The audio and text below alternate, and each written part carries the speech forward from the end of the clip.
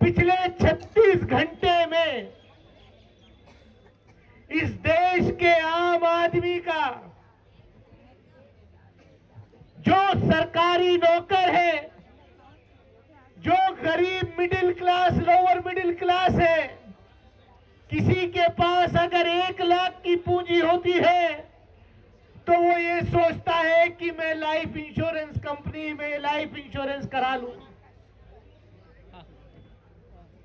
किसी के पास 10,000 की पूंजी होती है तो वो सोचता है कि मैं 5,000 तो कम से कम बैंक में जमा कर ही दूं। लेकिन क्या देखने में आया है, पिछले 36 घंटे के अंदर जो LIC का पैसा था, जो इस देश की जनता का पैसा सरकारी बैंकों में रखा हुआ था, वो बैंकों का पैसा प्रधानमंत्री जी के अभिन्न मित्र गौतम अडानी की कंपनीज को दिया गया।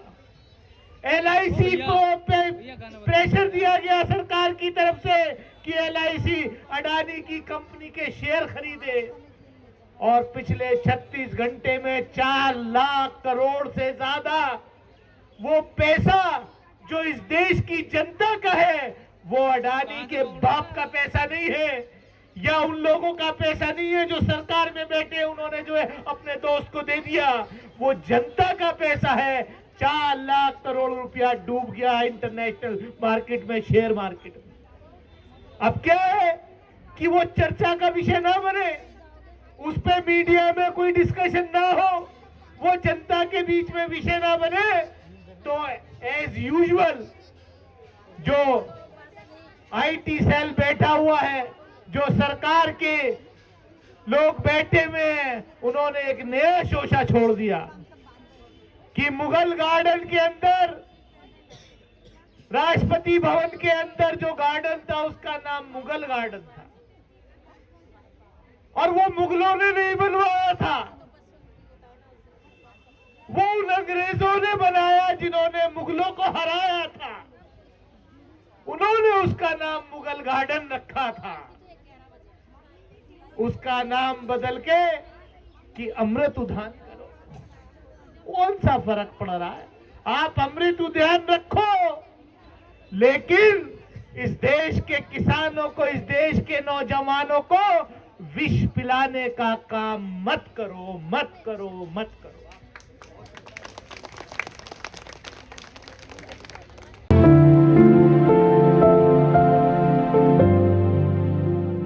आज इस कार्यक्रम में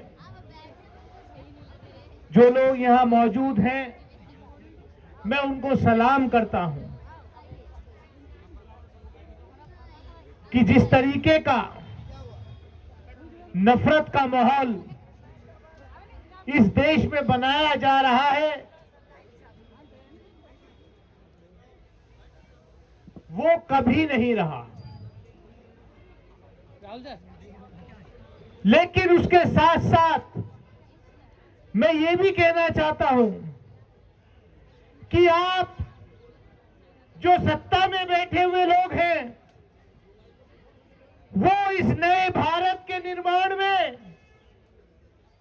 गोडसे की का महिमा मंडप करते रहे, लेकिन आज ही के दिन महात्मा गांधी की शहादत हुई थी। महात्मा गांधी को याद करने वाले, उनकी आइडियोलॉजी पर चलने वाले लाखों करोड़ों लोग हिंदुस्तान और दुनिया भर में उनकी आइडियोलॉजी को मानने वाले लोग हैं। उस आइडियोलॉजी को आप कमजोर नहीं कर सकते। मैं कहना चाहता हूं कि देश में जिस तरीके से सरकारी संरक्षण में इस देश में नफरत फैलाई जा रही है, वो बहुत सोची समझी साजिश है। ये जानते हैं कि नफरत किसके खिलाफ है। 14% के खिलाफ आप नफरत फैला रहे हैं, 85-86% को आप डरा रहे हैं। क्या ये कभी हो सकता है कि 14% 80% का हक खा जाएंगे? नहीं। केस इसलिए हो रहा है, जो उनका असली एजेंडा है कि जो आजादी के 75 साल में इस देश में जो तरक्की हुई, इस देश में जो सरकारी उपक्रम बने, इस देश के गरीब को, किसान को जो नौकरी मिली, उनके बच्चों को, या देश के अंदर जो आईआईटी बने, आईएएस बने, कितनी संस्थाएं बनी, उन सबको ध्वस्त कर दो और जो भी सरमाया सरकार ने बनाया उसको लेकर के लोग तो नफरत में झूमते रहे, लेकिन सरकार अपना काम करती रहे, अपने दोस्तों को सारी सरकारी खजाना लुटाती रहे। जो देश अपने इतिहास को नहीं समझता, जो लोग इतिहास को बदलने की कोशिश करते हैं, मैं डॉक्टर सुनीलम साहब ने भी कहा, हम युवा जनता, छात्र जनता में काम करते थे, इन्होंने खाली एक बात जो है वो गलत कही कि हम नेतृत्व करते थे, नेतृत्व ये करते थे, हम तो इनसे बहुत जूनियर हैं। मैं लंदन गया था अभी एमपी बनने के बाद भी, तो मैंने देखा वहां लंदन की मेन स्ट्रीट पर महात्मा गांधी की बहुत ऊंची स्टैच्यू लगी हुई है। उन महात्मा गांधी की, जिन महात्मा गांधी ने अपने नॉन वायलेंस मूवमेंट से अंग्रेजों को इस देश से खदेड़ने का काम किया, उन्हीं अंग्रेजों ने अपने मुल्क के अंदर, उनकी राजधानी के अंदर मेन जगह पर महात्मा गांधी की स्टैच्यू लगाई हुई है। तो सिविलाइजेशन ऐसे ही नहीं बनती। आपका तो कोई अपना इतिहास है नहीं, आपका तो जंग आजादी में कोई योगदान रहा नहीं, इसलिए आप सोचते हो कि ये जिनका योगदान था उनके ऊपर स्याही फेर दो। जो माफी वीर थे उनको आप वीर बना रहे हो, और जो जिन्होंने कुर्बानियां दी इस देश में, उनका इतिहास बदलने का काम कर रहे हो। मैं सिर्फ इतना ही कहना चाहता हूं कि आपका यहां पर जो ये जमावड़ा हुआ है, नफरत छोड़ो, भारत जोड़ो, और ये ऐसे कार्यक्रम देश भर में चल रहे हैं।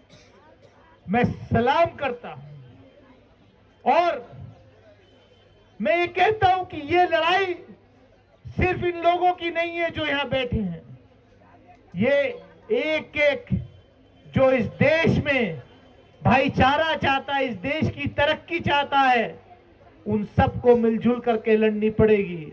मैं सलाम करता हूं भाई अखिल गोगोई जी को कि उन्होंने जब पूरा देश सीए के खिलाफ संघर्ष कर रहा था, सबसे पहली अलग जगाने का काम अखिल भाई ने किया था। उनके ऊपर यूएपीए और जितनी धाराएं हो सकती थी सब में केस लगाए, लेकिन वो डरे नहीं और जनता ने उनको जेल से जिता करके विधायक बनाया, इंडिपेंडेंट बनाया, विधायक वो बन करके आए। अखिल भाई, आपने चिंगारी वहां लगाई है, वो चिंगारी पूरे देश में काम करेगी, आप बेफिक्र रहिए। देर है, अंधेर नहीं है। ये जो नफरत की अफीम का नशा है, ये बहुत जल्दी उतरने वाला है। जैसे मुख्यमंत्री से आप झेल रहे हैं, करीब ऐसे ही उससे भी ज्यादा अच्छे मुख्यमंत्री से हम झेल रहे हैं उत्तर प्रदेश में। मैं इन्हीं शब्दों के साथ, इसी उम्मीद के साथ कि ये कारवां जो चला है, ये आज यहां समापन इस यात्रा का जरूर है, लेकिन इस सोच का समापन नहीं होना है। इस सोच को लेकर के हमें गांव-गांव, गली-गली, मोहल्ले-मोहल्ले, देश के हर कोने में जाना है। नफरत छोड़ो, भारत जोड़ो। इन्हीं अल्फाजों के साथ मैं अपनी बात खत्म करता हूं। जय हिंद, जय भारत, जय भीम, खुदा हाफिज।